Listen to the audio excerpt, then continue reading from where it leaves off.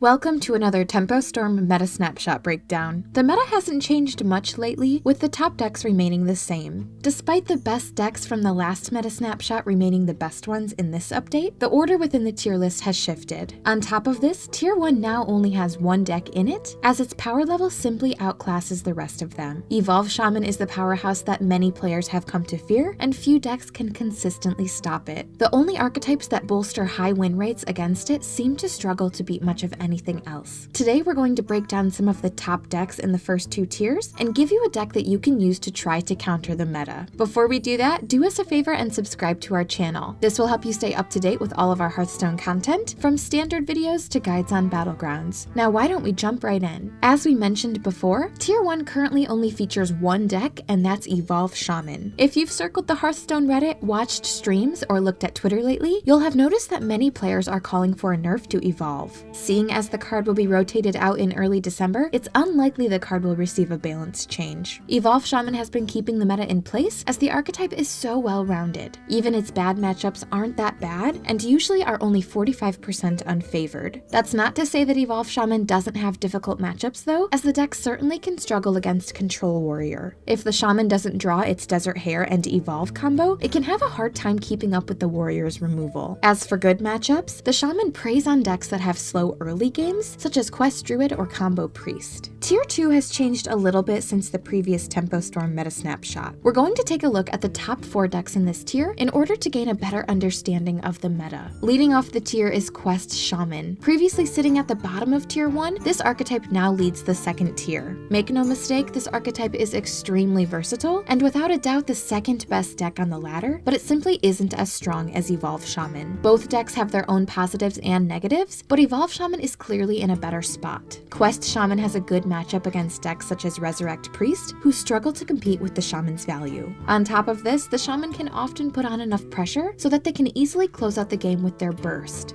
Quest Shaman struggles against decks that can put on relentless pressure. Decks such as Combo Priest and Evolve Shaman are prime examples of this, as they can usually beat down on the Quest Shaman aggressively. As long as both decks play around mind control tech, they can usually find a way to win. Next up in Tier 2 is Tempo Rogue. This archetype is the favorite of many, as it's reminiscent to older Rogue archetypes. No matter what the meta may be, Rogue will always find a way to summon a large Edwin or to close out games with burst. Currently, Tempo Rogue is lined up really well in the meta as the anti-aggro deck of sorts. Despite being a tempo deck, Rogue will often draw hyper-aggressive hands that allow you to just play the aggro game. With this deck, it's important to recognize your role so you can adapt to it accordingly. In some matchups, you'll play for board control, whereas in others, you'll play aggressively for large swing turns. Tempo Rogue has a good matchup against decks that can't really make a comeback once they lose the board. A good example of this is Combo Priest. Oftentimes, the Priest will simply lose to Underbelly Fence or Sap. As you'd likely expect, Tempo Rogue struggles with heavy control decks such as Control Warrior. The reason for this is simple, as the Warrior can easily remove the majority of the Rogue's threats. On top of this, the Warrior has several taunts and a lot of armor gain, making it difficult for the Rogue to transition to an aggressive game plan. Following Tempo Rogue is Holy Wrath Paladin. This archetype was seen as strong previously, but stood to gain a lot from the introduction of Sathravar into Standard. This Descent of Dragons card came out before any others, giving it time to shape the meta slightly. Sadly, the card hasn't impacted the meta all that much. This card has proven to be a solid inclusion to Holy Wrath Paladin, but against the top decks such as Shaman, it often comes out too late. This card has helped significantly against decks such as Quest Druid though, as it gives you a way to win on board. Holy Wrath Paladin does well against some of the slower decks that struggle to play around the Paladin's burst. Some examples of this include Resurrect Priest and Control Warrior, as both decks play passively early and eventually succumb to the Paladin's burst. On the flip side, Paladin typically struggles with decks like Highlander Hunter or Tempo Rogue. Secrets like Rat Trap can be difficult to play around, and the Rogue simply has too much burst from hand. The last deck we'll be taking a look at from Tier 2 is Combo Priest. This archetype has fallen from grace slightly, as virtually every deck is out to get it. With Tempo Rogue rising as an answer to both Priest and Evolve Shaman, it's expected to see a drop in the deck's win rate. The only reason Shaman hasn't fallen is due to how powerful its new combo has proven to be. Combo Priest is still a very good deck and is finding its its way into several Open Cup lineups, but for ladder it simply seems to be too heavily targeted. As always, Combo Priest excels against decks that don't have many proactive plays in the early turns. Quest Druid is a prime example of this, as the deck quite literally spends the first few turns floating mana. As for its bad matchups, Combo Priest hates to face off against decks that can fight for board better than they can. It can be difficult for the Priest to regain a lost board, so decks such as the previously mentioned Tempo Rogue can prove to be devastating matchups for the Priest.